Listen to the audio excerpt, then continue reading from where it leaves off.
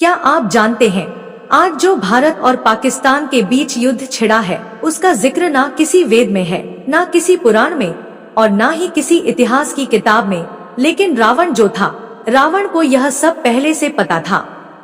उसने अपने अंतिम समय में एक ऐसा रहस्य छुपा लिया था जिसे जानकर आपकी रूह कांप जाएगी। आज हम जो कहानी सुनाने जा रहे हैं वह ना सिर्फ काल्पनिक है, बल्कि इतनी सच्ची लगती है कि आपका मन कहेगा कि यही तो असली सत्य है। यह कहानी आज तक किसी किताब में नहीं लिखी गई। ये वो राज है जिसे अब तक छुपाया गया।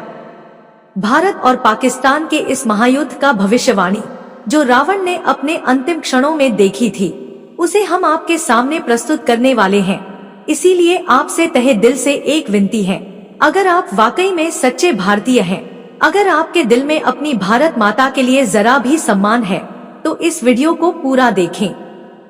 आज हमारे सैनिकों की कुर्बानी के लिए जानें कि यह युद्ध केवल सीमा का नहीं, बल्कि हमारी चेतना, हमारे धर्म और भविष्य का युद्ध है।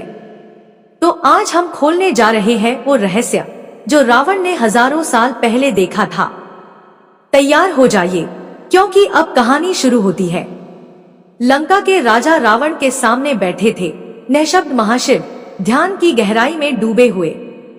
और रावण, वह जो दशानन कहलाता था, उनकी आंखों में भविष्य की रेखाएं पढ़ रहा था। रावण ने उस दिन 14वीं बार अपनी आत्मा का बलिदान दिया था। वह जानता था कि प्रश्न साधारण नहीं है। वह जानना चाहता था कि कलयुग में क्या होगा और क्या उस समय भी धर्म और अधर्म की वही जंग रहेगी जो उसने स्वयं देखी थी। शिव ने कहा, नहीं, बस उसे दृष्टि दी। वह दृष्टि ही रावण के लिए पर्याप्त था। वह देख रहा था, धरती वही थी, लेकिन बदल चुकी थी। सरहदें बन चुकी थी और दो राष्ट्र, एक भारत, एक पाकिस्तान, दोनों आग के मुहाने पर खड़े थे। परमाणु अस्त्र तैयार थे, पर युद्ध वैसा ही था जैसा रावण ने देखा था। धर्म और अधर्म के बीच, आस्था और भ्रम के बीच रावण चौंका। उसकी दृष्टि एक गांव की ओर गई, जहां एक लड़का किताबों में डूबा था, और दूसरी ओर एक लाहौर की गली में, जहां एक जवान धर्म के नाम पर हथियार उठा चुका था। वह समझ गया, युद्ध शस्त्रों का नहीं होगा, वह विचारों का होगा। वह लौटा, ध्यान टूटा। मुझे एक बार फिर राम से युद्ध करना होगा, उसने बुदबुदाते हुए कहा। लेकिन इस बार युद्ध धनुष बाण का नहीं, विचार और नियति का होगा। रावण जान चुका था कि उसकी मृत्यु उस समय का अंत नहीं थी, बल्कि एक प्रतीक्षा थी। कलयुग में धर्म की परीक्षा फिर से होगी, और अगली बार वह स्वयं नहीं, कोई और होगा जो उसके ज्ञान को आगे बढ़ाएगा। उस रात रावण ने मंदोदरी से कहा, जो राम ने मुझे मारा वह मेरा अंत नहीं था। मैं देख चुका हूं कि वह युद्ध अभी बाकी है। भारत और पाकिस्तान की भूमि पर अधर्म फिर से ललकारेगा और एक बार फिर कोई राम आएगा। मगर शायद वह साधु के वस्त्र में नहीं होगा, वह आम आदमी होगा। मंदोदरी स्तब्ध रह गई। ब्राह्मण चुपचाप चला गया उस गुफा में, जहां वह अपने विचारों को अमर कर रहा था, ताकि जब कलयुग आए वे किसी योग्य मन को चुने और पुनः प्रकट हो। रावण की भविष्य दृष्टि खुल हो चुकी थी, लेकिन उसका मन अभी भी वहीं अटका था। कलयुग में वह गुफा जहां वह बैठा था, अब उसे लंका का हिस्सा नहीं लग रही थी। वह महसूस कर रहा था कि कोई शक्ति, कोई अदृश्य डोर उसे आने वाले समय से बांध रही है। उसने अपनी आत्मा का एक अंश अग्नि में समर्पित किया, वह अग्नि जो काल को निगल सकती थी। यह युग मेरे लिए समाप्त हो चुका है, रावण ने कहा, पर मैं लौटूंगा, किसी रूप में, किसी चेहरे में, किसी विचार में, जब भारत और पाकिस्तान के बीच धर्म की आखिरी परीक्षा होगी। कलयुग सीमा के एक गुप्त बंकर में एक बूढ़ा वैज्ञानिक अकेला बैठा था। उसके सामने एक लकड़ी का संदूक था जिसे उसने वर्षों से नहीं छुआ था। उसके बाल सफेद थे, आंखों पर भारी चश्मा, लेकिन भीतर कुछ था, जैसे समय से बाहर की कोई ऊर्जा। आज उसे एक खबर मिली थी, सीमा पर हालात इतने बिगड़ चुके थे कि 2 घंटे के भीतर शायद परमाणु बम गिर जाए। उसने कांपते हाथों से संदूक खोला। भीतर एक तांबे की पत्ती था जिस पर कुछ लिखा था संस्कृत में, युद्ध तभी रुकेगा जब सत्य स्वयं को पहचान ले। उस बूढ़े वैज्ञानिक का नाम डॉक्टर नीलकंठ शुक्ला था, पर असल में वह कौन था यह उसे भी नहीं पता था। वह सपने देखा करता था, अजीब से सपने जिनमें वह एक राक्षस था जिसे लोग दशानन कहते थे। वह इन सपनों को पागलपन समझता रहा, लेकिन आज जब समय की रेखा अपने अंतिम छोर पर पहुंच रही थी, वह समझ गया वह रावण का अंश था। उधर सीमा पार पाकिस्तान में एक मदरसे के पुराने तहखाने में एक युवक ने कुरान पढ़ते पढ़ते एक ऐसा पन्ना खोज निकाला जो अरबी में नहीं, संस्कृत में था। उसे पढ़ते ही उसके शरीर में कंपन हुआ। धर्म की लड़ाई में तुम सिर्फ मोहरा होगे अगर विचार को नहीं समझा। वह युवक जिसका नाम हसन अली था, बचपन से ही कट्टर माहौल में पला था, लेकिन आज वह पहली बार सोचने पर मजबूर हुआ, क्या मेरी लड़ाई सच की है या सिर्फ नफरत की। इधर भारत में डॉक्टर नीलकंठ ने उसी तांबे की पत्ती को देखते हुए मंत्र पढ़ा और जैसे ही अंतिम शब्द निकला, चारों ओर की हवा बदल गई, जैसे कोई ऊर्जा जाग गई हो। एक गुप्त ऊर्जा जो वर्षों से सोई थी। बादलों से ढकी रात थी। भारत पाकिस्तान की सीमा पर हवा में कुछ ऐसा था जो ना आंखों से दिखता था न राडार पर पकड़ा था, लेकिन वह कुछ तो था, अदृश्य सा, मगर भारत में जैसे काल स्वयं चल पड़ा है। वो नीलकंठ ने अपनी प्रयोगशाला की दीवार पर बनी शिव पिंडी के सामने बैठकर आंखें मूंद ली। उस तांबे की पत्ती ने उसके भीतर के द्वार खोल दिए थे। वह द्वार जहां वह दशानन था, रावण था, ज्ञान का भंडार था। और उसे अब समझ आने लगा था कि यह युद्ध केवल जमीन या सरहद का नहीं है, या धर्म के मूल भाव की परीक्षा है। इसी समय लाहौर की मस्जिद के पीछे की उस छोटी गली में हसन अली अकेला बैठा था। उसके हाथ में वह पन्ना था, संस्कृत में लिखा हुआ। वह बार बार उसे पढ़ रहा था।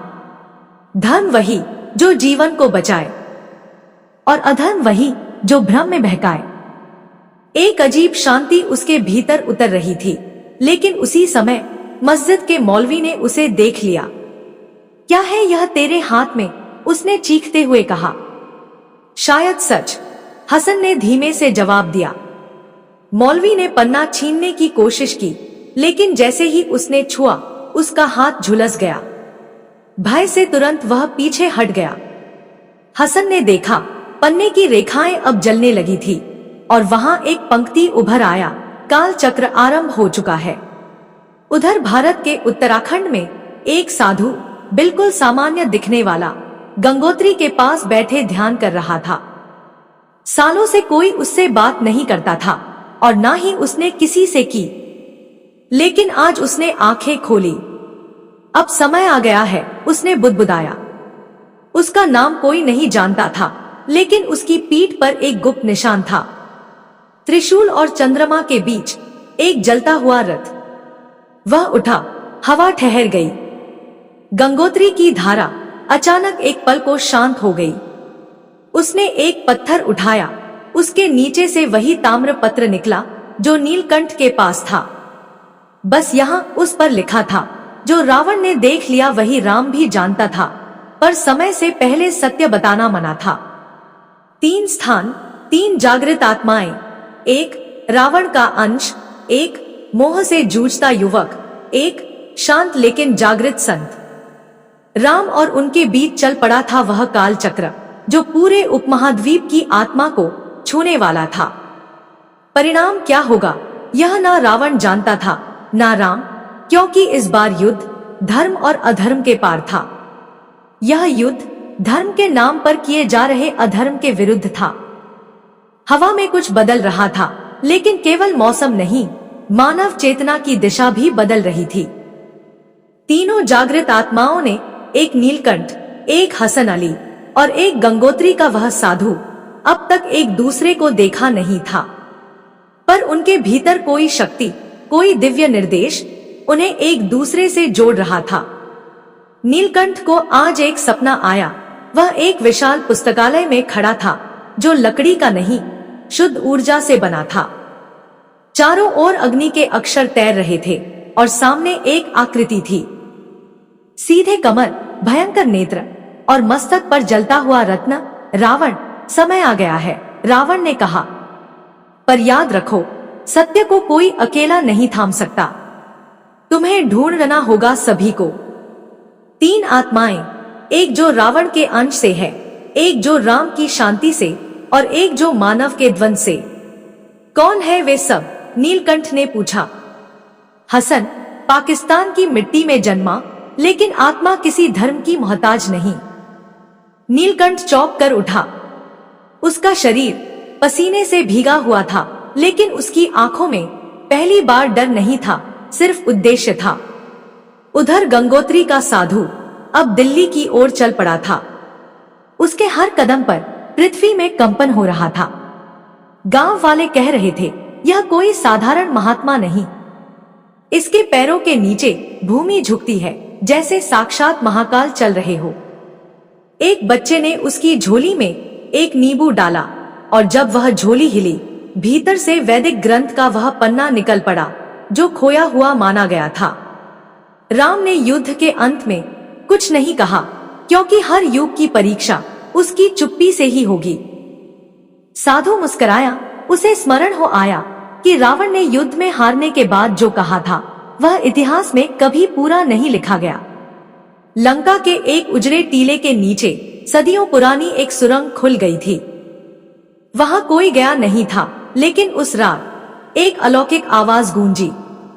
किसी ध्वनि में नहीं, कंपन में। युद्ध केवल सीमाओं का नहीं, युद्ध उस चेतना का है जहां धर्म को राजनीति की बंधन से मुक्त करना है। और उसी क्षण भारत पाकिस्तान के 2 अलग अलग स्थानों पर हसन अली और नीलकंठ दोनों ने बिना किसी तकनीकी संपर्क के एक दूसरे की छवि देखी। कुछ कहे बिना दोनों मुस्कुराए, दूर बैठे हुए लेकिन अब जुड़े हुए। इस बीच सीमा पर सेना की चुप्पी एक अजीब भय लेकर आई थी। दोनों देशों के टीवी चैनल चिल्ला रहे थे, कुछ बड़ा होने वाला है, शायद परमाणु। तैयारी अंतिम चरण पर है। जो सबसे बड़ा था वह किसी न्यूज चैनल को देख नहीं रहा था, वो था मानव आत्मा का जागरण। और अंतिम दृश्य, उस रात के तीनों आत्माएं एक ही स्वप्न में शिव के सामने थे।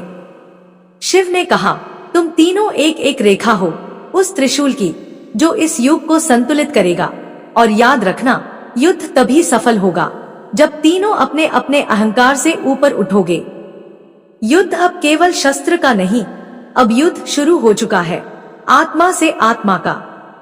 अगली सुबह सूरज वैसे ही उभरा था जैसे रोज उगता है, लेकिन आज की धूप में कुछ अलग सा था।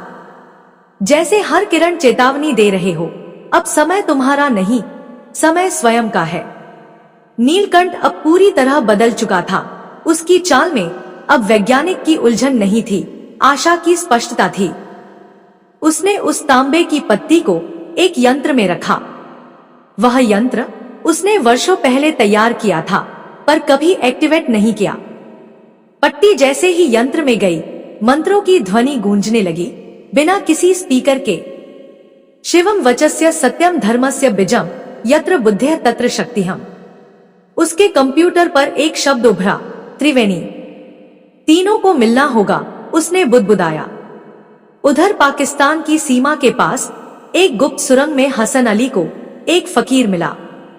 कोई नहीं जानता था वह कौन था, लेकिन उसकी आंखें, वे आंखें किसी इंसान की नहीं लगती थी, जैसे उन्होंने युगों का ताप देखा हो। क्या तू वही है जो जलते अक्षरों को पढ़ सका? फकीर ने पूछा। हसन ने हाँ में सिर हिलाया। फकीर ने एक लकड़ी का संदूक खोलकर उसमें से एक अज्जली भगवद गीता निकाली। हसन चौंका। पाकिस्तान में एक मंदिर का नाम सुनता था वो, हिंगलाज। अब उसे समझ आया कि यह गीता वहीं की थी। तेरी परीक्षा शुरू हुई है, फकीर ने कहा। अगर तू इस पवित्र ग्रंथ को अपवित्र समझे बिना पढ़ सका, तो धर्म तुझसे बोलने लगेगा। हसन ने हाथ आगे बढ़ा दिए और उत्तर भारत के रेतीले प्रदेशों में वह साधु, जो अब केवल एक सन्यासी नहीं था बल्कि युगदर्शी बन चुका था, वह एक प्राचीन कुएं पर पहुंचा। यह वही कुआं था जिसमें कभी एक योगिनी ने स्वयं को बलिदान किया था।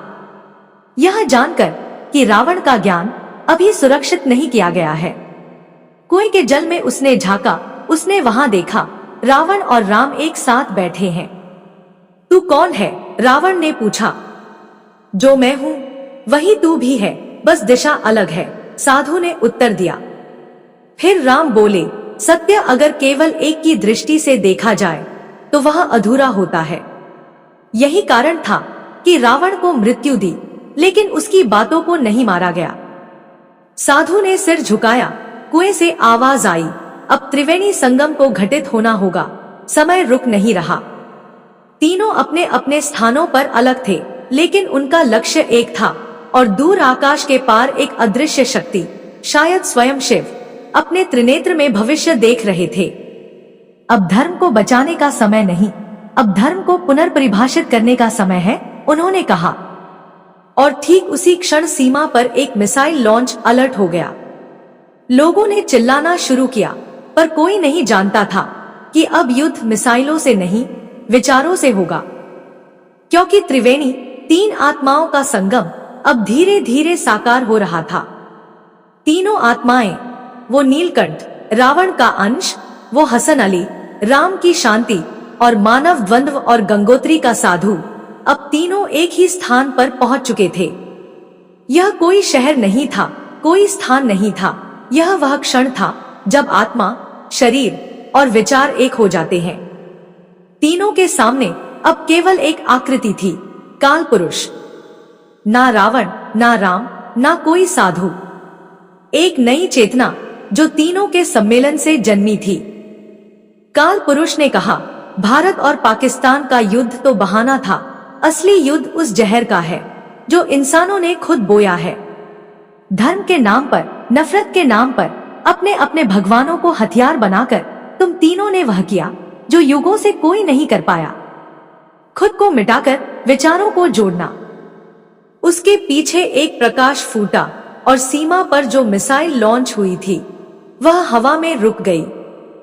दुनिया की हर न्यूज चैनल पर लाइव स्क्रीन फ्रीज हो गया और उसी क्षण भारत और पाकिस्तान के प्रधानमंत्री एक ही जगह पर, बिना तैयारी, बिना संवाद, अचानक एक दूसरे के सामने आ खड़े हुए।